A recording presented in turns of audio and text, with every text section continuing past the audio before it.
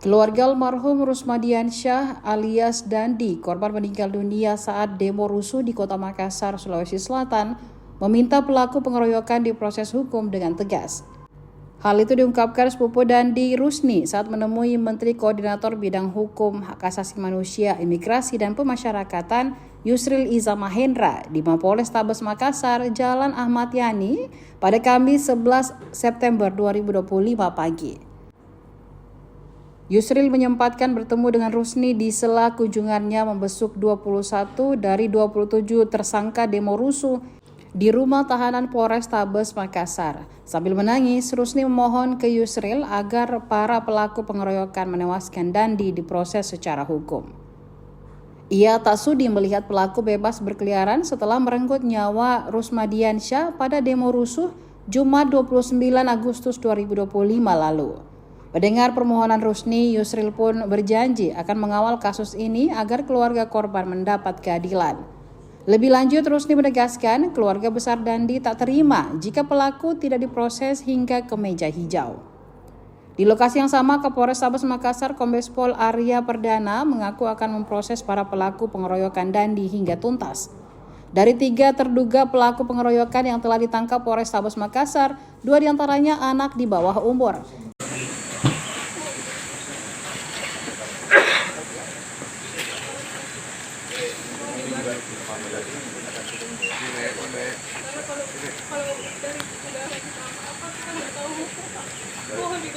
Saya konsisten tegakkan hukum dengan adil.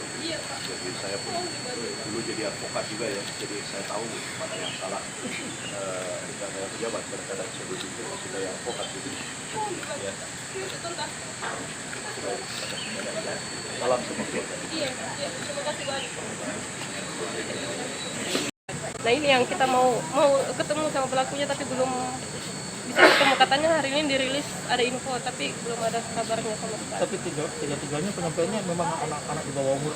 Cuman satu, saya kurang tahu karena makanya hari ini kita mau lihat, tapi yang satu orang itu katanya anak SD, makanya kita mau ketemu yang lainnya. Ada 2 orang karena kan baru 3 yang di ini. Ini yang mau diusut-usut lagi Kak. Desakan dari keluarga sendiri itu. Ya. Apa desakannya jangan di ya itu seperti apa? Pokoknya kita minta keadilan yang seadil-adilnya. Saya enggak ada yang minta desakan. Pokoknya adil, saya mau dihukum mati pelakunya. Saya enggak mau almarhum sudah tidak ada. Kita ini keluarga tidak ikhlas pelakunya berkeliaran. Kita tidak ikhlas pelakunya hanya masih cantik, enggak ada babak. Berarti perempuan Laki-laki maksudnya masih mulus, masih wow mukanya tuh, kami tidak ikhlas. Sudah disampaikan ke Pak Yusril? Sudah. Saya sangat berterima kasih sama semuanya. Terima kasih. Sama. Ya. namanya itu. Tapi pastikan penanganannya akan sangat serius terkait dengan masalah anak-anak yang memang terlibat dalam pengeroyokan tersebut. Kami tetap akan tangani. Artinya yang tidak boleh itu hanya penahanannya di kantor polisi, tapi proses hukumnya terus berjalan. Ya, jadi kalaupun dia ditahan, kita sudah tahu rumahnya atau orang tuanya, proses hukumnya tetap berjalan. Nanti hakim memutuskan apa itu ya urusannya Pak Hakim ya. Karena memang tadi sampaikan sama Pak Menko, setiap orang yang sudah berada di sini dalam rangka penyelidikan dan penyidikan harus mendapatkan asas praduga tak bersalah. Jadi juga tidak bersalah dulu, nanti bersalah itu baru setelah ada vonis dari pengadilan. Akan melaksanakan arahan Presiden untuk menyantuni korban, memberikan rumah kepada korban kerusuhan kemarin. Jadi pemerintah tidak diam, pemerintah terus bekerja.